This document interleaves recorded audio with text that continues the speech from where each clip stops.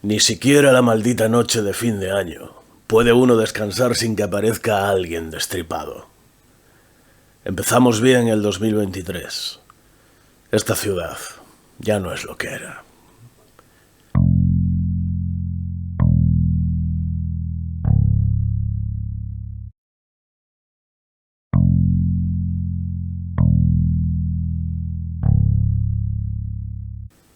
Ya estaba metido en la cama cuando sonó el teléfono.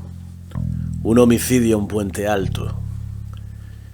Como sabéis, solo me llaman cuando el caso es extraño, digamos. Cuando no hay una explicación razonable o cuando tenemos que ocultarlo al público. Supongo que a estas alturas no hacen falta las presentaciones. Soy Álvaro Bravo, capitán de la policía de Vigo. Si aún no me conocéis, espabilad. Vuestra vida puede depender de ello. Además de mi cargo oficial, trabajo para la Sociedad de Conservación Histórica, una organización que se encarga de luchar contra otro tipo de delincuentes, por decirlo de alguna manera. Pues bien, como decía, me encontraba en el Parnaso de las Musas, cuando tuve que levantarme a toda prisa, tomarme un café y conducir a la otra punta de la ciudad. A un lugar normalmente tranquilo, uno de esos barrios de clase alta en los que solo hay lujosos chalets, y cualquier desconocido es interrogado en menos de 5 minutos por un par de guardias de seguridad. Pero en esta ocasión no tuve que ir al escenario del crimen. Conduje directo a la comisaría. Allí, en una sala de interrogatorios, me estaba esperando uno de los hermanos Román, dos de los miembros más distinguidos de la sociedad. Robo con violencia, tráfico de drogas, prostitución, un poco de todo.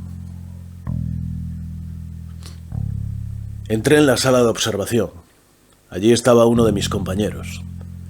Me comentó que se habían encontrado a Pedro, escondido dentro de un armario, completamente en shock, con el rostro torcido en una mueca de terror. Incluso se había orinado encima. Me sorprendió bastante escucharlo. Estos chavales de la calle son realmente duros.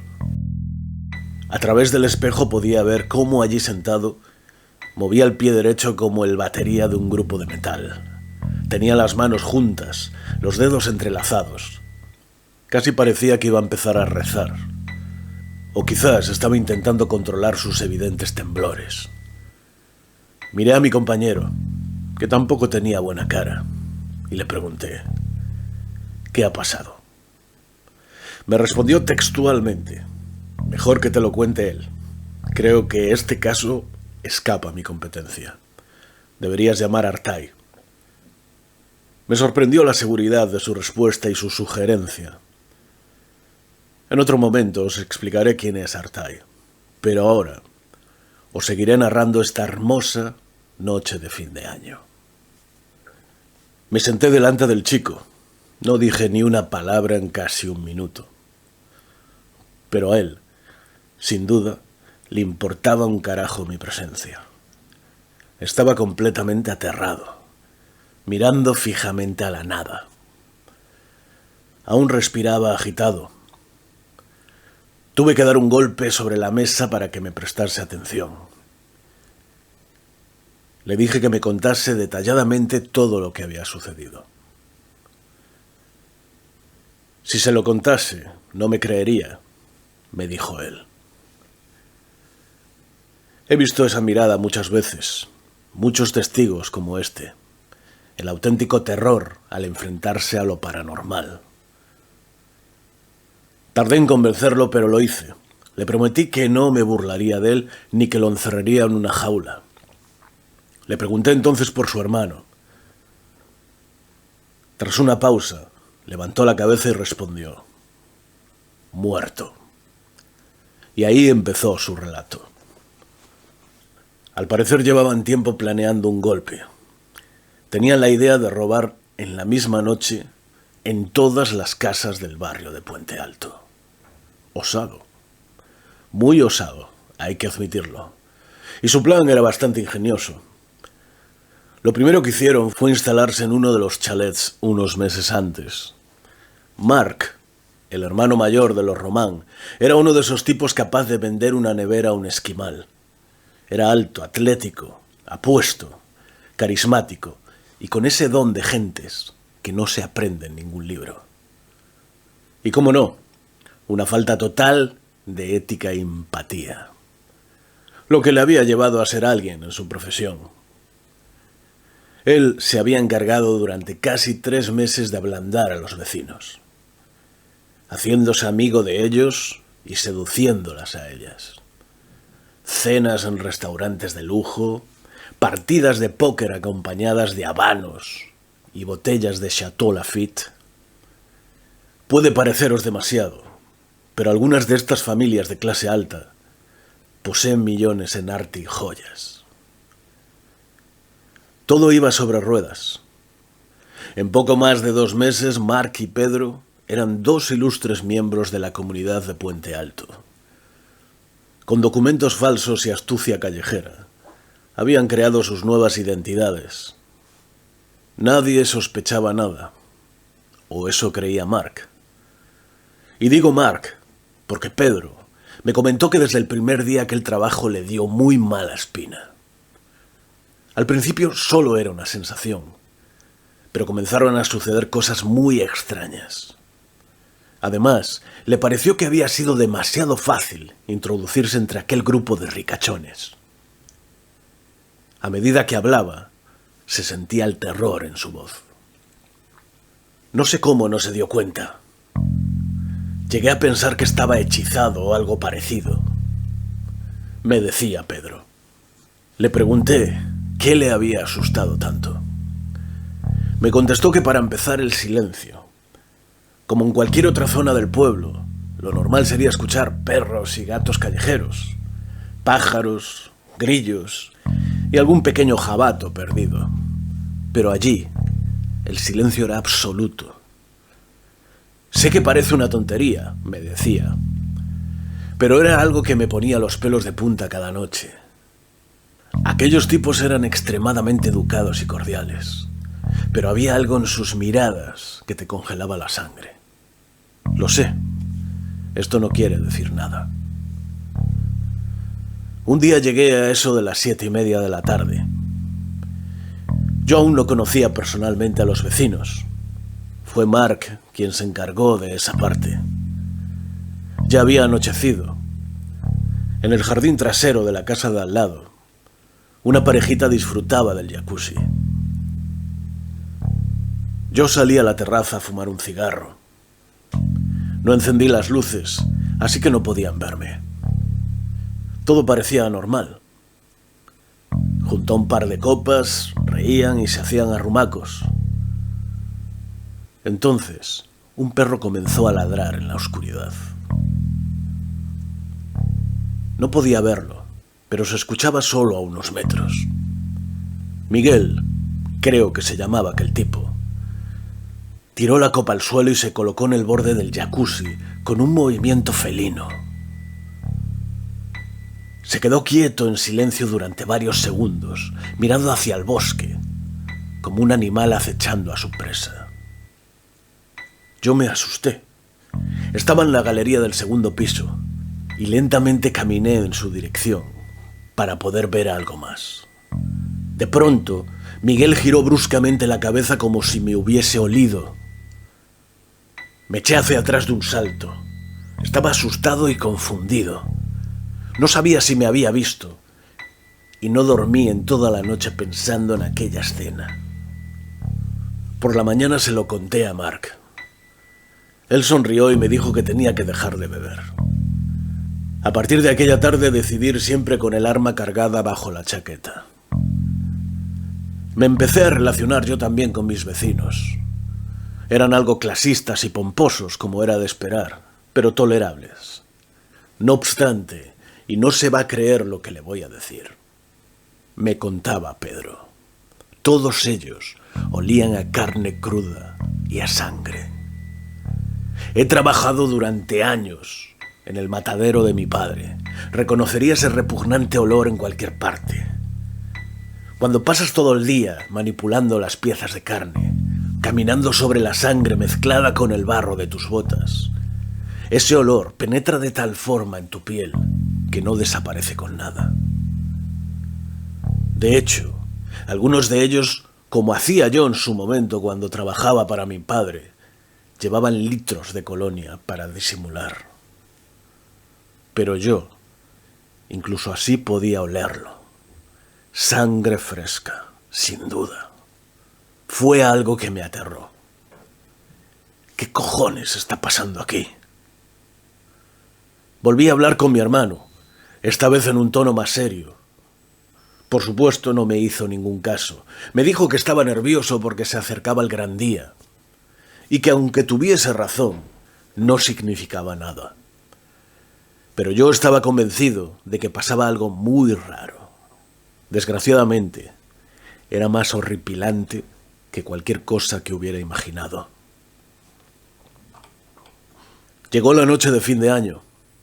El plan era preparar una opulenta cena, de la cual Mark sería el anfitrión, mientras tanto yo y un par de nuestros chicos vaciábamos todas las casas. Esperamos a que nos hiciese una señal y comenzamos a actuar. El barrio estaba totalmente vacío.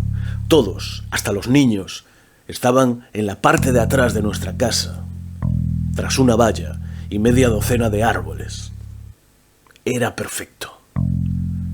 Sí, al final Mark me convenció de que solo era estrés.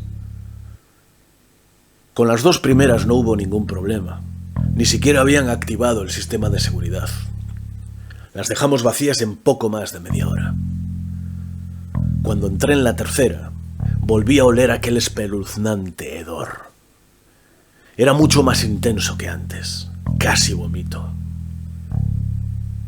Tenía miedo, pero me dirigí a tientas a la cocina. A mano derecha había un enorme arcón congelador. Allí el olor era tan fuerte que tuve que taparme la boca con un paño. Cuando lo abrí tembloroso, casi me desmayo. Había varios cuerpos apilados. No solo eso, brazos, piernas, incluso algunas cosas que ni siquiera supe reconocer. Fue lo más horrible que he visto en mi vida. Solté la tapa asustado y eché a correr apretando la mandíbula para no gritar. No me detuve hasta llegar al camión.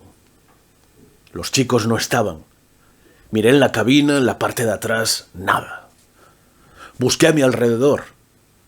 Por un momento pensé que se habían rajado, hasta que llevé mi vista al suelo, alumbré con la linterna y me encontré encima de un enorme charco de sangre, que corría por el suelo hasta la espesura del bosque. Fui moviendo el foco en esa misma dirección hasta que lo tuve enfrente. El horror ante mis ojos. Tommy, uno de los chicos, estaba en el suelo destrozado, y sobre él, aunque totalmente deformado, transformado en un engendro del infierno, reconocía a uno de ellos. Usaba sus manos, que ahora eran fuertes, con gruesas garras afiladas como un bisturí, para destripar a mi pobre colega.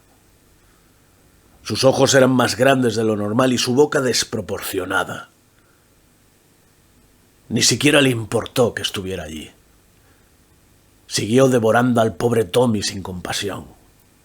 Desenfundé mi arma y disparé hasta vaciar el cargador sobre aquella bestia, que cayó de espaldas sobre el barro.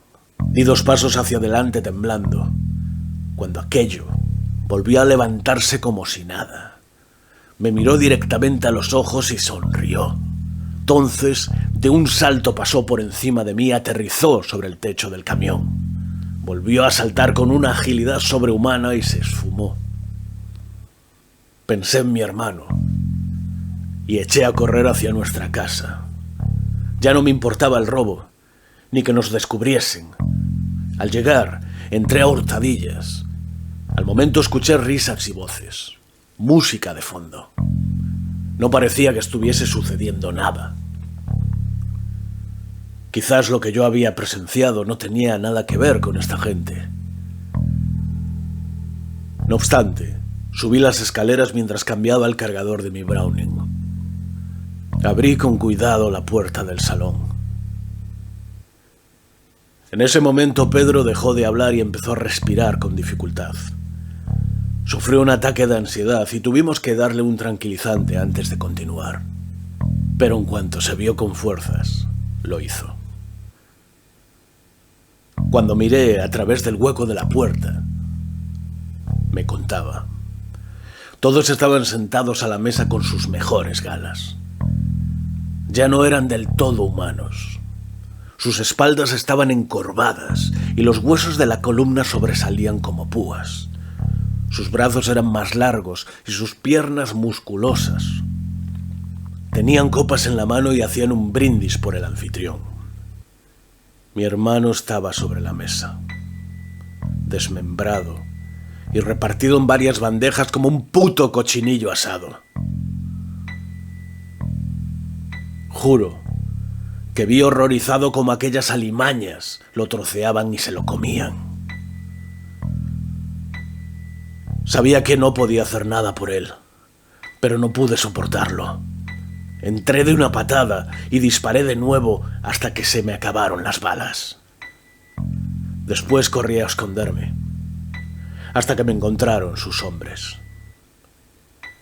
Sé que no habrá creído nada de lo que le he contado, me dijo, pero le juro que es la verdad. Después de una pausa, yo contesté: te creo. Has tenido la mala suerte de toparte con una manada de licántropos. Él me miró levantando una ceja. ¿Licántropos? Quiere decir que... sí, hombres lobo, o algo parecido. Se quedó mudo unos segundos, apretando los labios en una mueca burlona, y dijo: venga ya. Pero no podía, ni quería contarle nada. Hay cosas que es mejor que el mundo no sepa. Simplemente me levanté, lo solté sin cargos y cogí el teléfono. Llamé a Artay. Él es nuestro mejor, ¿cómo decirlo?, eliminador de problemas. Él se encargará de esto.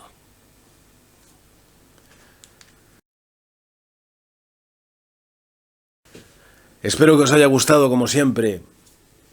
Esto no es un continuará. Los que hayáis escuchado más de un relato de este canal sabéis que me gusta dejarlos abiertos por si, para tener la posibilidad de continuarlos. ¿Por qué? Bueno, pues eso, cuáles son mis intenciones con este canal y qué va a ser lo que lo diferencie del resto, o de la mayoría al menos de canales de relatos, os lo contaré en otro vídeo. Por favor, ayudadme a crecer, suscribiros si os ha gustado, suscribiros. Todas las semanas, más relatos, terror, fantasía, ficción, un poco de todo. Chao.